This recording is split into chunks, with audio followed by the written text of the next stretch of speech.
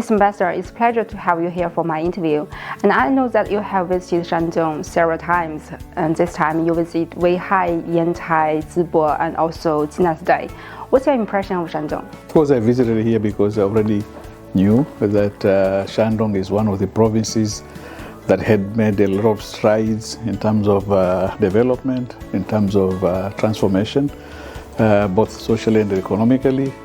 And I came also back because also Shandong has been one of the provinces that has always been very, very close to Tanzania. We've been cooperating with them since 1960s. And I have to say, what I expected to see in all these cities, it actually surpassed my own imagination.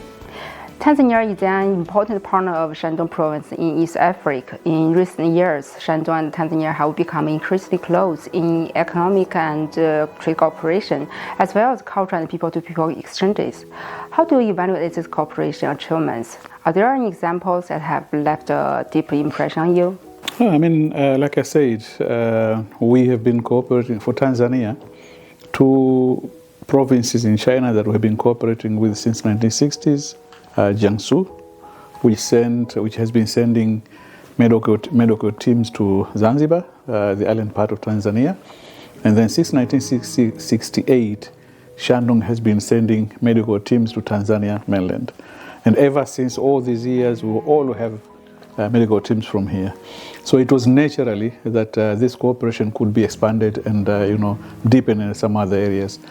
Of recent years, we have also been cooperating on trade, like you said, and investment, and it's growing. Mm-hmm. So this time around, when I went to Weihai, I witnessed, an area that has been allocated specifically at the port for shipping routes from Weihai directly to Tanzania. I met some associations in Weihai as well, especially on medical devices, and in Zibo also. Everywhere I went, it was very, very impressive, and we hope that this cooperation will continue.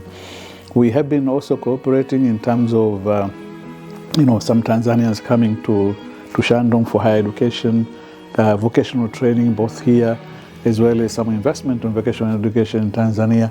So it's really expanding. Both Shandong and Tanzania have vibrant economies, and there's a huge potential for cooperation between the two sides.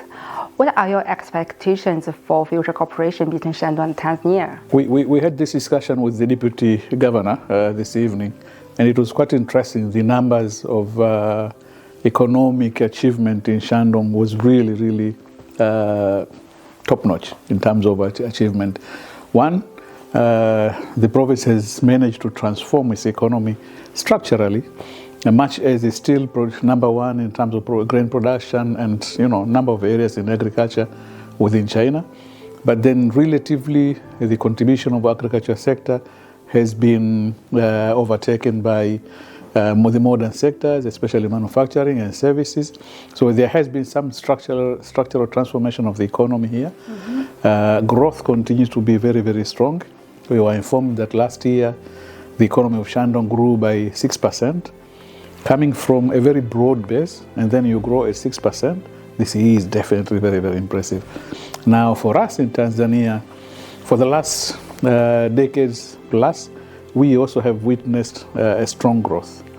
But compared Shandong and Tanzania, we may have different kind of economic base, and we need to catch up. And this is where we also had some discussion in terms of further cooperation in different sectors, be it modernization of agriculture in Tanzania, mining and mineral resources in terms of value chain development, people-to-people exchange through tourism, and of course trade as well. The bottom line is we have to devise ways of ensuring that the people of two sides benefit out of this cooperation.